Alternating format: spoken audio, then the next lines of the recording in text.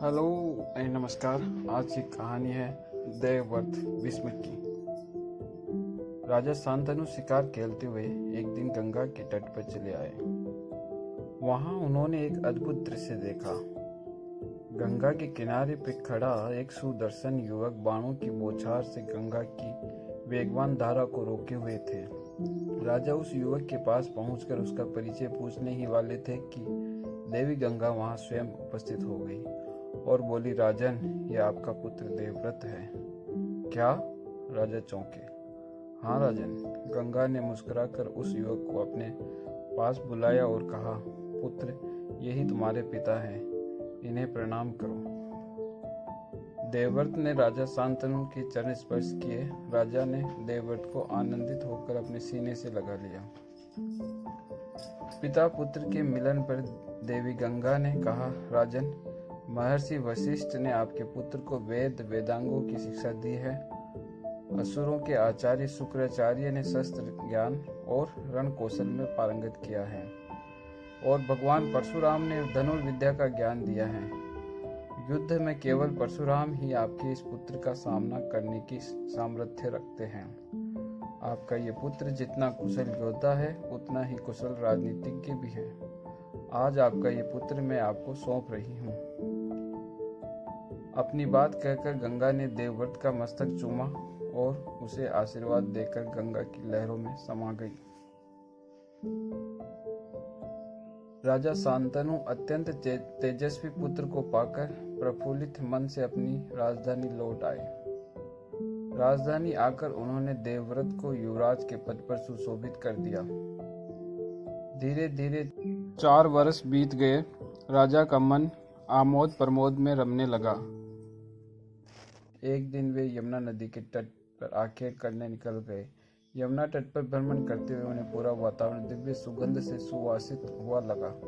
वे उस सुगंध से खींचे चले गए। कुछ दूर उन्होंने एक नाव में खड़ी हुई एक अनित्य सुंदरी को देखा। वह सुगंध उस सुंदरी की कमनीय देह से निकल रही थी। उस तरुणी का नाम सत्यवती था। वह एक निषाद की बेटी थी।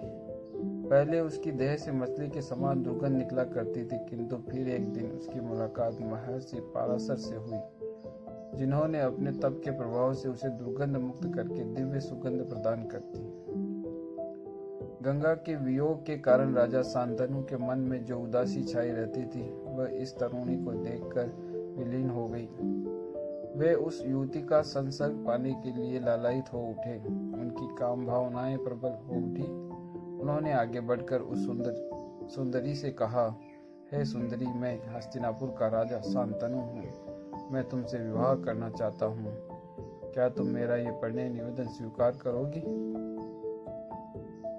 सत्यवती ने मुस्कुराकर उत्तर दिया, राजन, मेरे पिता दासराज मल्लाहों के स्वामी हैं। मुझसे विवाह करने के लिए आपको उनकी अनुमति लेनी होगी। राजा शांतनु ने केवट राज दासराज से अपनी इच्छा प्रकट की तो वे बोले, हे राजन, आपके जैसा सुयोग्य वर मेरी कन्या को और कहाँ मिलेगा, पर आपको एक वचन देना होगा। कैसा वचन? शांतनु ने कहा, राजन, आप मुझे वचन दीजिए कि आपके बाद हस्तिनापुर की राजगद्दी पर मेरी पुत्री के गर्भ से जन्म लेने वाली संतान ही बैठेगी। केवट राज की बात सुन राजा शांतनु का मन उदास हो गया। वे किसी रूप में भी देवव्रत के अधिकारों का हनन करना नहीं चाहते थे। उनसे वचन देते न बना। निराश होकर वे गहरे अंतर्द्वंद के साथ अपने नगर को लौट आए। महल में आकर उन्होंने किसी से कुछ नहीं कहा। चिंता उन्हें धीरे धीरे भीतर ही भीतर खाने लगी। वे हर समय उदास रहने लगे। शरीर क्षीण होने लगा। देवव्रत ने देखा कि पिताश्री के मन में कोई न कोई गहन चिंता अवश्य समाई हुई है। एक दिन अवसर देखकर देवव्रत ने पिताश्री से उनकी व्यथा का कारण पूछा, लेकिन राजा शांतनु संकोचवश अपने मन की बात अपने पुत्र से नहीं कह सके। किंतु देवव्रत के बार बार पूछने पर उन्होंने कहा, पुत्र, तुम मेरे एकमात्र पुत्र हो। तुम हर समय युद्ध में व्यस्त रहते हो। ईश्वर न करे तुम्हें कुछ हो जाए तो मेरे वंश का क्या होगा? मुझे यही चिंता खाए जा रही है। देवव्रत अत्यंत कुशाग्र बुद्धि के युवक थे। उन्होंने पिताश्री से तो कुछ नहीं कहा, किंतु पिताश्री के सारथी से पूछताछ करके असली बात का पता लगा लिया। वे अपने पिताश्री को बताए बिना केवटराज के पास पहुंचे और उनसे सत्यवती का विवाह महाराज शांतनु से करने का आग्रह किया। केवटराज ने अपनी वही शर्त देवव्रत के सामने दोहरा दी। इस पर देवव्रत ने केवटराज से कहा, यदि यही बात है तो मैं आपको वचन देता हूँ कि मैं राज्य के सिंहासन पर अपना कोई अधिकार नहीं मांगूंगा। सत्यवती का पुत्र ही पिताश्री के उपरांत राजा होगा। आर्यपुत्र, आप निसंदेह महान है, वीर है, परंतु मेरे मन में एक शंका और है। मैं जानता हूँ कि आप अपने वचन के पक्के हैं, लेकिन आपकी संतान से तो मैं ऐसी आशा नहीं कर सकता। आप वीर हैं, आपका पुत्र भी वीर ही होगा। यदि उसने मेरी नाती को राज सिंहासन से उतार दिया तो मैं क्या करूँगा? मेरी पुत्री का जीवन तो नर्क बन जाएगा।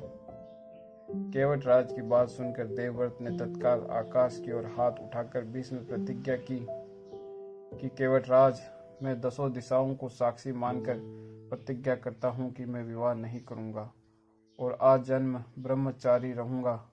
अब तो तुम संतुष्ट हो? युवा देवव्रत की ऐसी कठोर प्रतिज्ञा सुनकर दिशाएं धन्य महावीर, धन्य भीष्म के जयघोष से गूंज उठी। देवगण आकाश से पुष्प वर्षा करने लगे। केवटराज भी युवा देवव्रत की भीष्म प्रतिज्ञा सुनकर रोमांचित हो उठे। उन्होंने तत्काल अपनी कन्या सत्यवती को देवव्रत के साथ भेज दिया। इस प्रकार एक पुत्र ने अपने पिता की प्रसन्नता के लिए अपना पूरा जीवन बलिदान कर दिया। भारतीय संस्कृति में ऐसा महान उदाहरण दूसरा कहीं भी नहीं मिलता। इस प्रतिज्ञा के बाद से ही देवव्रत का नाम भीष्म पड़ गया। सत्यवती का विवाह खूब धूमधाम से महाराज शांतनु के साथ हो गया। राजा को किंचित भी इस बात का पता नहीं चला कि उनके पुत्र ने उनके लिए कितना बड़ा बलिदान किया था, क्योंकि उस समय तो उन्हें केवल सत्यवती का सौंदर्य ही दिखाई दे रहा था।